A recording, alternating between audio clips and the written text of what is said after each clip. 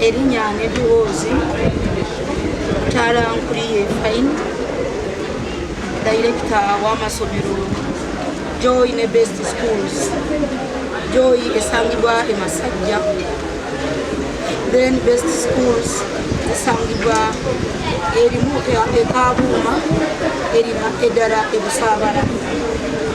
Ndi musanyufu nnyo olwaleero olw'okukyaza Ssaabalabirizi owa Uganda, the most Reverend Stephen Samuel Kazimba Mugaru. Tumukyaziza olwaleero ku ssomero lino olw'ebintu bingi muleese.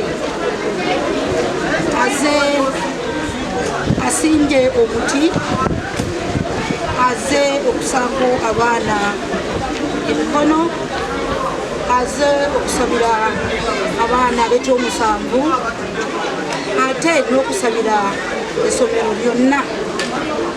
Tuli basanyufu nnyo okumukyaza. Ffe baani lino ssomero ayogedde eryo erisoose okukyalibwa mu Namirembe Diocese, okusaako abaana emikono. Abate takikola naye akikoze. Joy lye ssomero lisoose mu Namirembe Diocese. Tuli basanyufu nnyo nnyo nnyo. Tusaba abazadde twongera abaana eddiini zonna wano tuziwa otuzisaamu ekitiibwa.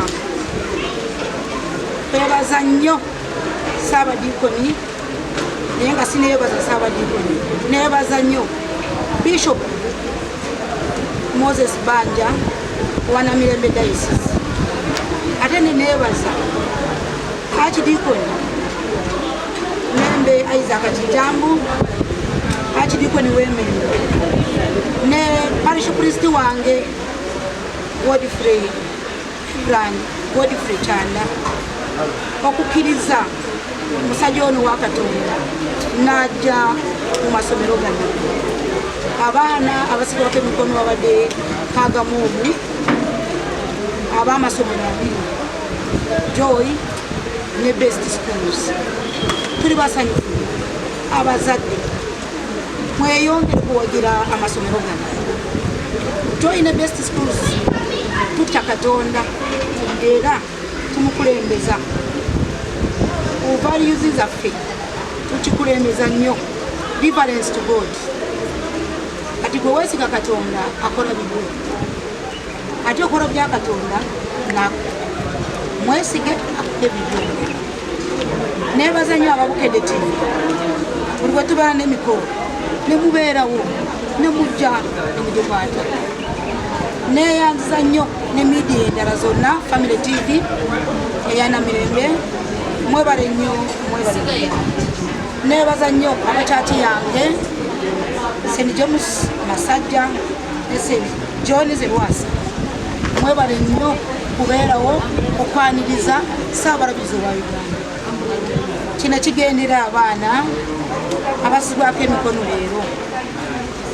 Omulabirizi Ssaabalabirizi atuwadde ekyokulabirako, yava ekyagwe naye Ssaabalabirizi wa Uganda yonna. Olw'okwesiga Katonda abaana mbasaba temunyenyanyeenya mu ddiini zeenu n'eri, munywerere ku ddiini yammwe, nammwe mu biseera by'omu maaso Katonda ajja kubawanguza. Mbaagaliza olunaku olulungi nga muddayo, naye agenyi nkyasaba abazadde mutwongera abaana. Kumanya ebisingako akuba ku simu 0772